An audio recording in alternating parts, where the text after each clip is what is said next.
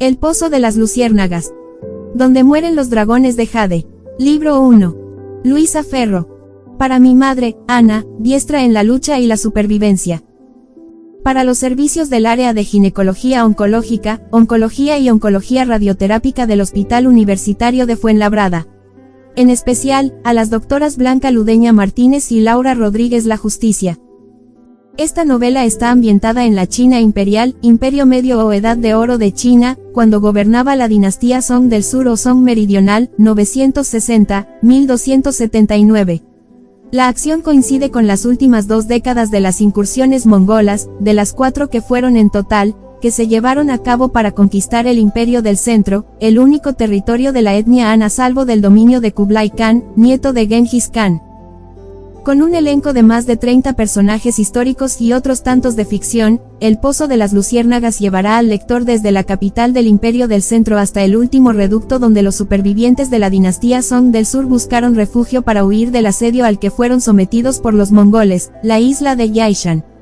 Fue allí donde, según los expertos, acaeció una de las batallas navales más grandes de la historia, la Batalla de Yamen.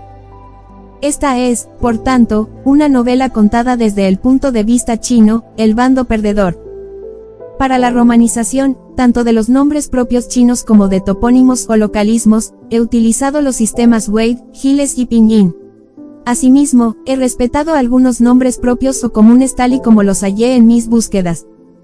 Los nombres y apellidos en chino no se escriben en el mismo orden que en Occidente. El apellido va en primer lugar y a continuación el nombre propio. Los nombres o apodos de la mayoría de las criadas, eunucos y adivinos están en español. Para determinar el tiempo en el que se desarrolla la acción de la novela me he guiado por el calendario lunar. Cada lunación, de 28 a 31 días, equivale a un mes. Al final del libro figura un glosario para indicar el significado de algunas palabras y expresiones chinas. Incluye términos relativos a meses del año y horas del día. 19 de marzo de 1279 de la era cristiana. Segundo mes del primer año del reinado del emperador Huaizong. Desembocadura del río Perla, China. Batalla naval de Yamen. Las cenizas azules de un imperio flotaban en una densa nube de humo. Eran los restos de las naves de guerra chinas tras la última batalla contra las fuerzas navales de los Yuan, los invasores mongoles. Yo podía oler esas cenizas mientras intentaba respirar. Apestaban a droga de fuego y a sangre corrompida. El viento arrastraba pavesas y trozos de estandarte. El frío mordía mi rostro como un animal hambriento. Sin embargo, el mar ardía y el cielo era un espejo donde las llamas se multiplicaban. Oía, con una nitidez aterradora, los gritos de algunas damas que pedían auxilio agarradas a los maderos que flotaban a la deriva. Otras ya no gritaban, eran de color añil, con sus hijos colgando todavía de sus pechos yermos. Centenares se habían arrojado al agua cometiendo suicidio. Una forma honrosa de morir, pues serían veneradas como mujeres virtuosas en los altares de sus ancestros. Ya no distinguía a nuestros soldados. Eran una enorme marea de cadáveres sin rostro. Cerré los ojos aterrada y las imágenes de las últimas horas de asedio volvieron a mí como hojas devueltas por una ráfaga de aire helado. En mis oídos todavía resonaban los cánticos guturales y profundos de los mongoles, el sonido seductor del Mohan Kuur exhalando negras melodías que traspasaban el alma. El choque del acero, el silbido de las flechas sobre nuestras cabezas, el estallido de las bombas de trueno. Voces ahogadas por el rugido del mar, el ruido sordo de los cadáveres al caer, cuerpos cenicientos a la fría luz de la luna. Gritos infantiles me devolvieron a la realidad. Una manita asomaba a duras penas entre los remolinos de espuma. Tiré de ella con todas mis fuerzas y un rostro lívido emergió a la superficie. Mi corazón se paralizó. Era el emperador niño Huaizong. Aterrado, se agarró a mí y enlazó sus piernas a mi cintura sin apenas dejarme respirar. Tosía y boqueaba. Tenía unas profundas ojeras y tiritaba sin control. «No dejes que me ahogue, Akame», gritó desesperado. Ambos nos hundimos en el agua helada. Giras de burbujas nos envolvieron. Si no lograba liberarme de su abrazo, nos esperaba la muerte. Me lo quité de encima como pude y me aferré de nuevo al arca de madera. Agité las piernas para acercarme más a su majestad. Mis lotos dorados me dolían a rabiar. Él volvió a tragar otra bocanada de agua.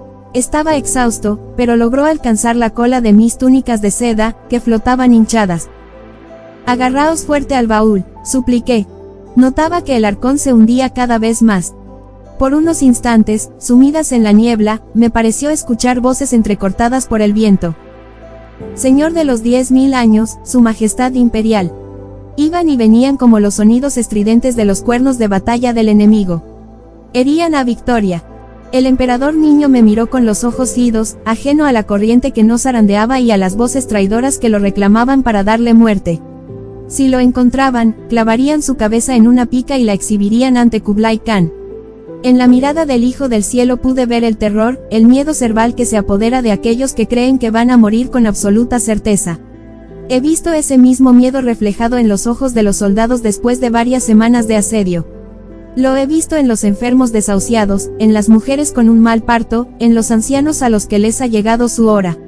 Es la fuga de la esperanza, la aceptación de lo inevitable. Una mirada de doble filo donde la claridad de la muerte los hace ser insensibles a la propia vida, indiferentes al dolor. Su Majestad estaba tan agotado que se le cerraban los párpados como a una cría de dragón. Imaginé su gran lucha por la vida al verse atrapado entre los fuertes brazos de Lu Jiufu, consejero del canciller, que se había arrojado al mar para suicidarse con él y, de ese modo, evitar que lo hicieran prisionero o lo asesinaran de forma deshonrosa. Elevé una súplica a la diosa Tianhou. Ella entendería mi desesperación por poner a salvo al emperador. Rasgué con los dientes un trozo de mi túnica y se lo pasé por debajo de los brazos, luego lo amarré a los cerrojos metálicos del baúl. Me fijé que llevaba al cuello un cordón con el sello imperial. Se lo quité y dejé que el mar se lo tragara. La quilla de un sampan se acercó hasta nosotros. Eran los soldados del general Shang Nongfan, comandante en jefe de las tropas de Kublai Khan. Cubrí el rostro del emperador niño con la amplia bocamanga de mi bata para ocultarlo de ellos. Los largos garfios que utilizaban para comprobar la identidad de los muertos batieron el agua a nuestro alrededor. Cerré los ojos, noté que la percha se enganchaba en mis vestiduras y me zarandeaba sin piedad. La luz acusadora de un farol descendió sobre mí. Creí desfallecer de pánico, casi ni respiré hasta que el largo gancho de hierro se dio por vencido y me creyó muerta. Los carroñeros se alejaron dejando tras de sí una estela de sangre. El mar exhaló un gruñido de protesta. Tal vez tuviese prisa por cobrarse más vidas. Nuestros cuerpos flotarían más allá de la boca de los mares, más allá del puerto de Muiwo y la larga cadena de islas que recorren la península de Leishou. Puede que aún más lejos. Lo último que verían mis ojos sería el anochecer que ya se intuía entre las columnas de humo y la niebla espesa que comenzaba a engullirlo todo. El susurro de la profundidad de las marismas me arrullaba. Su eterna voz se me metía en las entrañas como si fuese la misma de la comadrona que me vio nacer. El agua busca el agua. Mi mirada buscaba el agua clara de los ojos de mi amado, pero lo único que hallaba era oscuridad. Con mi último aliento me aferré a mis recuerdos. Ellos lograrían que me mantuviera cuerda mientras todo se desvanecía a mi alrededor. 1. Mis recuerdos siempre han estado asociados a los olores y al sonido de los pucheros que hervían en los fogones de la farmacia de mi padre. El olor de la miel, el del vino de arroz amarillo y los vapores del carbón vegetal que se quemaba en los vientres de hierro forjado de los hornillos. A mí siempre me parecieron benignos dragones de enormes fauces. Aquellos servidores suponían gran parte de mi mundo. Un mundo tan pequeño y cerrado como un suspiro de anciana viuda. Mi padre era el honorable maestro Zeng. Pertenecía a la quinta generación de una familia de médicos. Esto lo hacía merecedor de un gran prestigio en la ciudad de Linan, la capital del Imperio Song del Sur, donde tenía abierta la consulta y regentaba una farmacia. Ambas formaban parte de la planta baja de nuestra vivienda situada en la calle Qinghefang, una de las más buliciosas destinada a los comercios. Crecí rodeada de voces, las que procedían del puerto, una gran dársena donde las gabarras, los sampanes y los juncos navegaban en las aguas del río Qiantang pugnando con los navíos mercantes de soberbias velas que provenían de un brazo del Gran Canal. Ambos discurrían paralelos a la muralla de la ciudad. En torno a los diques de contención se apiñaban las casas flotantes. El puerto era una jerga de voces extranjeras que se mezclaban con las más familiares, las de los vendedores de pescado, los cacharreros, los videntes y los rapsodas ciegos. Tenderetes que se extendían a lo largo del amarradero y que se perdían en los comercios de los artesanos, un laberinto de angostas callejuelas. Tampoco era ajena a otra clase de voces, las que surgían de los bazares que lindaban con la muralla y la entrada sur de la ciudad. Allí estaban las tierras de placer y las cantantes. A las damas nos estaba prohibido hablar de ellas. Tal vez por eso, a mí se me antojaban misteriosas y llenas de secretos. Sus calles albergaban toda clase de mendigos, maleantes, vagos, prostitutas y soldados. Estos últimos celebraban su día de permiso en las incontables casas de té, donde se bebía y se apostaba. Desde la ventana de mis aposentos se podía contemplar el lago del oeste. Estaba separado de la ciudad por la muralla. La pagoda de Leifeng asomaba como un guardián magnánimo, envuelta en la bruma que desprendían los bosques de bambú y los alcanforeros de las montañas. Era una delicia para los ojos ver el colorido de las barcas de recreo, con sus toldos bordados y sus vistosas cabezas de dragón en las quillas. A través de mi balcón se colaba el sonido estridente de los címbalos de los bonzos, el del gong de los templos y el canto repetitivo de los sutras. Mi ciudad olía a incienso y a los 1000 aromas y hedores que irradiaba la vida.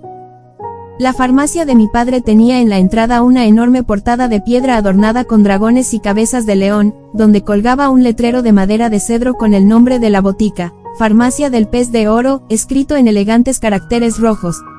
Sus puertas daban al patio delantero, cuyo pórtico de aleros acampanados cobijaba varios bancos y mesitas para hacer más confortable la espera de los pacientes. En el centro del patio, y bordeado por un sencillo jardín de plantas ornamentales, había un pequeño estanque con una cascada artificial en miniatura adornada con piedras kaisi, las llamadas flores de lluvia. Longyan, mi eunuco, servía té para hacer más llevadera la espera y proporcionaba toallas húmedas en los días de más calor. Se esforzaba en atender sobre todo a las damas. Ellas tenían un espacio aparte, separado por varios biombos para evitar ser objeto de miradas indiscretas. Algunas eran criadas de las damas que pertenecían al séquito de la emperatriz viuda Xie, la consorte del difunto emperador Li Song. Eran sirvientas con pies de loto, nada usuales. Sus pasos eran tan cortos que casi parecían dar pequeños saltitos. Sin embargo, los pies grandes de las criadas corrientes se posaban con fuerza y jamás vacilaban. De cualquier modo, para un médico estaba prohibido examinar a ninguna mujer. Así lo dictaban las leyes confucianas. En la consulta había varias figurillas anatómicas de marfil. Una se desmontaba y podían verse los órganos internos femeninos. Ellas señalaban con un puntero la parte del cuerpo que les dolía y se les tomaba el pulso con un biombo de por medio.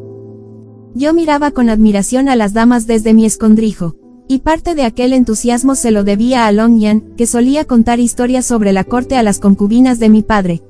Él tenía varios amigos eunucos que trabajaban en la ciudad imperial y siempre estaban al tanto de las intrigas que se gestaban tras los altos muros.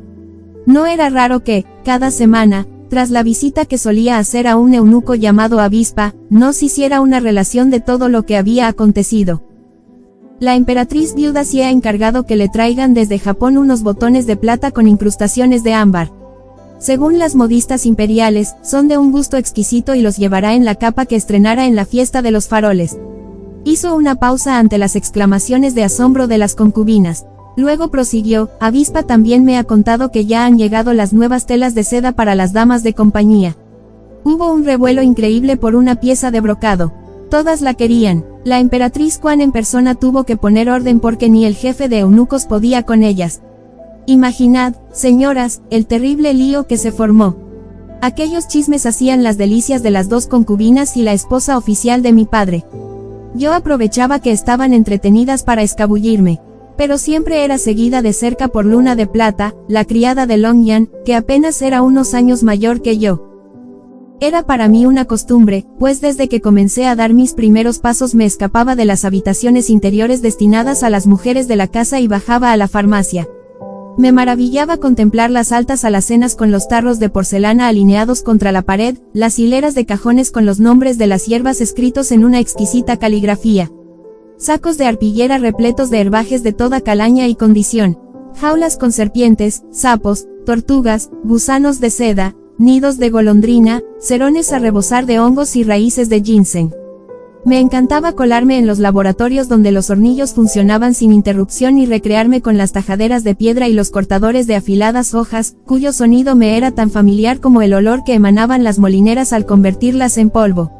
El bullicio que reinaba allí era para mí el aliento de la vida. Mi padre me enseñó que la medicina tradicional tenía un vínculo con la filosofía, las matemáticas y la caligrafía. Curar estaba inspirado en el concepto confuciano, salvar vidas con amor y actuar con la nobleza del caballero. El lema de nuestra casa era ofrecer productos de primera calidad a precios razonables y jamás engañar al cliente. Estas eran sus premisas y las que seguían a rajatabla todos sus empleados. Pronto aprendí que las fórmulas que se preparaban eran individualizadas. Eso suponía que cada persona, aunque estuviera aquejada de la misma enfermedad, necesitaba una receta diferente. Fue él mismo quien me inició en la lectura y la escritura con apenas 4 años. Cuando pude leer con soltura, averigüé que el mundo exterior era grande y cautivador, y que no terminaba en las montañas que rodeaban el lago del oeste ni en las puertas de entrada a mi ciudad. Y que, ni mucho menos, acababa en las celosías de las habitaciones interiores destinadas a las mujeres. Con 10 años ya había leído los 5 clásicos del confucianismo, otros tantos volúmenes de poesía clásica e innumerables libros de recetas. Tampoco resultaba nada extraño verme al final de los bancos donde mi padre impartía clases a un grupo reducido de estudiantes.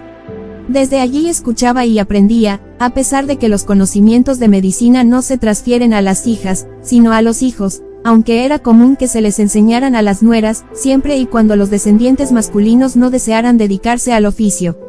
Ellas sí pertenecían a la familia, las hijas, no.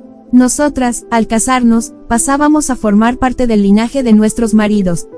Por tanto, no esperaba que mi padre me hiciera merecedora del legado de las recetas familiares.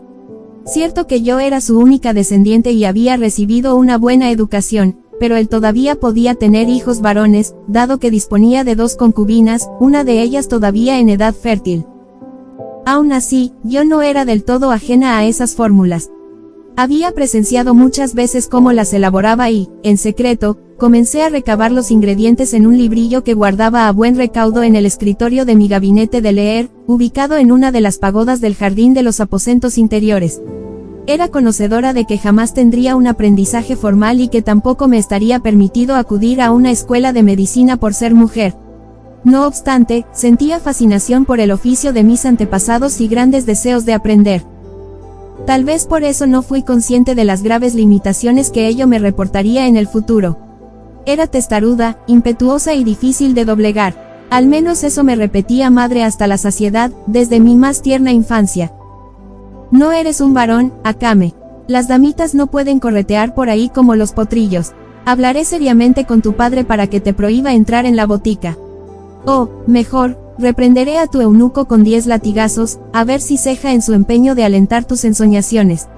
Suerte tiene la dama Shu de no poder ver lo mala hija que eres.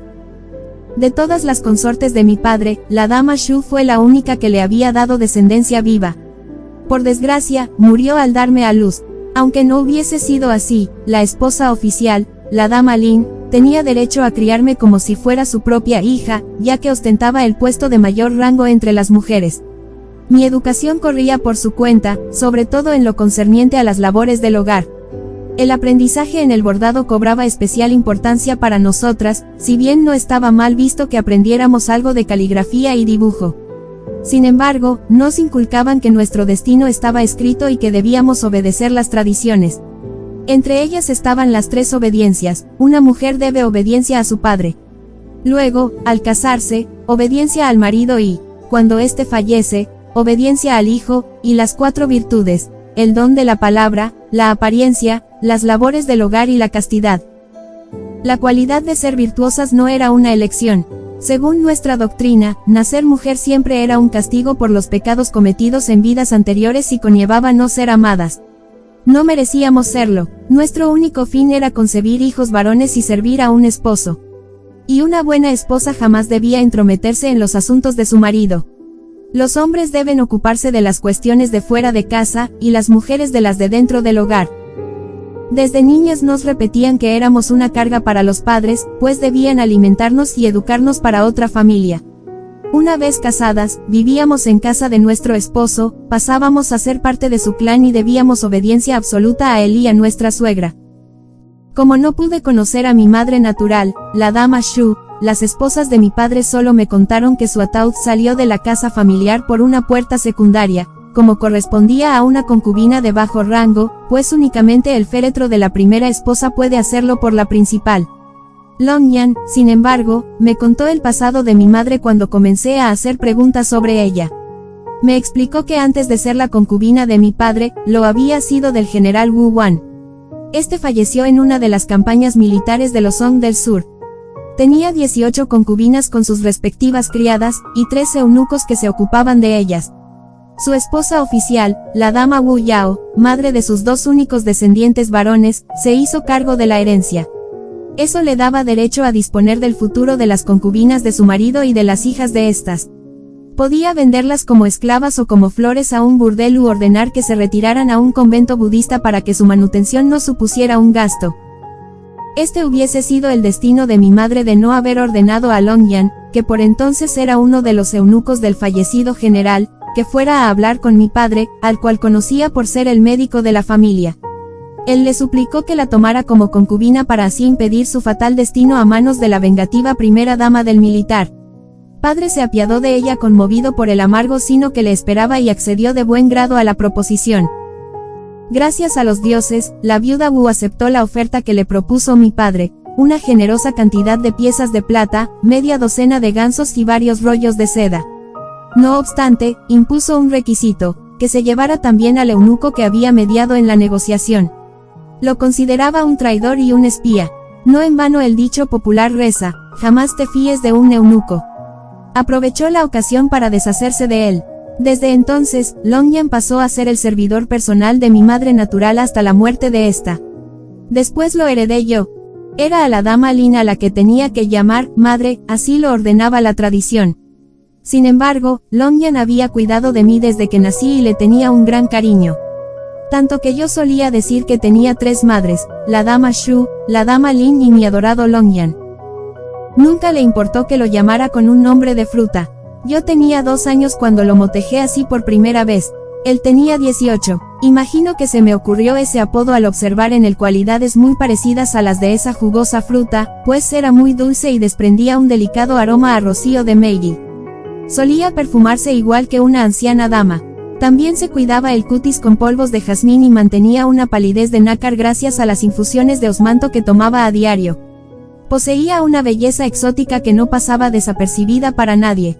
Sus expresivos ojos tenían un tono inusual.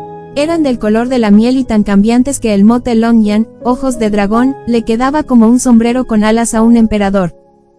No tenía una fisonomía de hombre. Sus rasgos eran diferentes. De hecho, no era varón ni mujer. Desde que tuve uso de razón lo escuché decir que él pertenecía a un género distinto.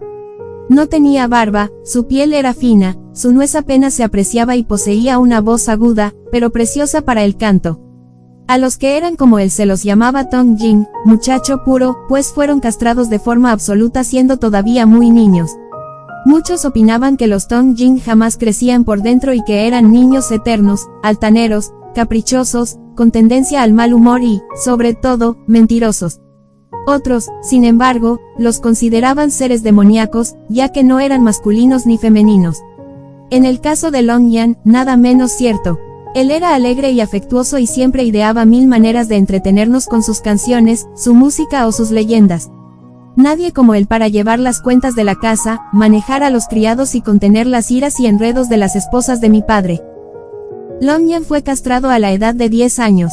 Esta práctica se usaba desde antiguo en muchas partes del mundo. La infligían como castigo para los delincuentes y los prisioneros de guerra, pero también se practicaba entre las familias pobres que no veían otra salida para poner fin a su miseria, pues de ese modo sus hijos varones podían entrar a servir en la corte, en las dependencias de las concubinas, o como criados de grandes señoríos fuera de la ciudad imperial. La emasculación era muy peligrosa, ya que se arriesgaban a morir desangrados o de una grave corrupción en las heridas, incluso también a consecuencia de la obstrucción de la uretra. En cualquiera de estos casos la muerte que les esperaba era terrible. Muchos eunucos ya ancianos contaban sus vivencias al igual que las ancianas damas solían rememorar sus partos en las habitaciones de las mujeres.